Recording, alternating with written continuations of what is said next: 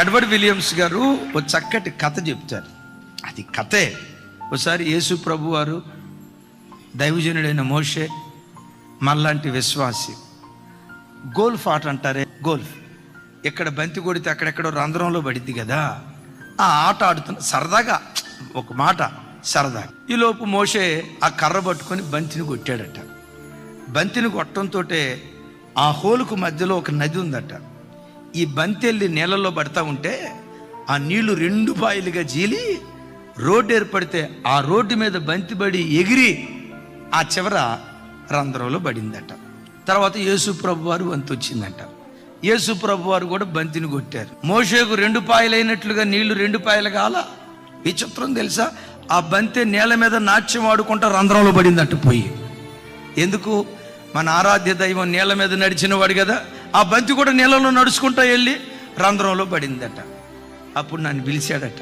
సరే నేను, ప్రభా నా వల్ల కాదు నాయన, నాకు కొట్టడం రాదు ప్రభా, నా రాదు. ఒరే నువ్వు కొట్టరా, గెలిపించేది నేను కదా.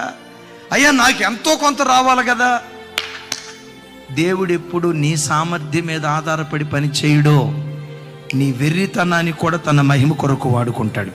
నీ చేతగాని తనాన్ని కూడా తన శక్తి కొరకు వాడుకోవటానికి దేవుడి శక్తి కలిగిన వాడు.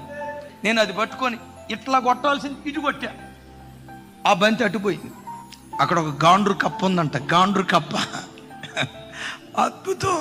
ఆ గాండ్రు కప్ప బంతిని అట్ట పట్టుకుందంట. అప్పుడు ఈయన అంటాడంట, నాకు తెలుసు కదా ప్రభు, నాకు రాదని చెప్తే నువ్వు ఆడమన్నావు, చూడు బంతి అటు కొట్టాల్సింది ఇటు కొట్టే, శాతగానే ఉండి ప్రభు అంటే, ప్రభు అంటాడట, ఒరే ఆగరా. ఈలోపు ఆకాశం నుంచి పక్షిరాజు రానే వచ్చి ఏది దొరకనట్టు ఈ గాండ్రు కప్పను పట్టుకుందట. ఆ కప్పను పక్షిరాజు అట్లా తీసుకొని వెళ్తా ఎక్కడైతే రంధ్రం ఉందో ఆడికి వెళ్ళిన తర్వాత కప్పని పక్షిరాజు ముక్కుతో పెట్టమని కొట్టిందట. కొట్టడం ఆలస్యం, ఆ కప్ప బెక్ అందట. ఆ బంతి వదిలిపెట్టిందంట. అద్భుతం. ఆ బంతి పడటం సరాసరి రంధ్రంలో పడిపోయిందట. అప్పుడు అంటాడట, ప్రభా చేతగానే కూడా శక్తివంతుడిగా నువ్వు మార్చగలవయ్యా, నిలవబడితే చాలు. నీ దేవుడు ఎవరో తెలుసా? నీ ప్రతి శ్రమలో నీ విజయ రథసారథి నీ దేవుడైన యెహోవాయే.